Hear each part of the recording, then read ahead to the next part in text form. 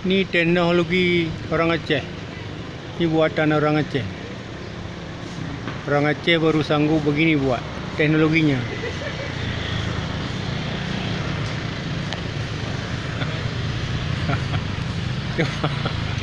Payung teknologi orang Aceh ini. Ini made in Aceh. Inilah made in Aceh.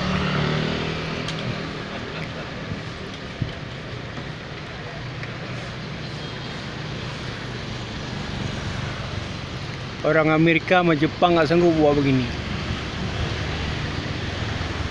Tapi orang Aceh sanggup buat begini.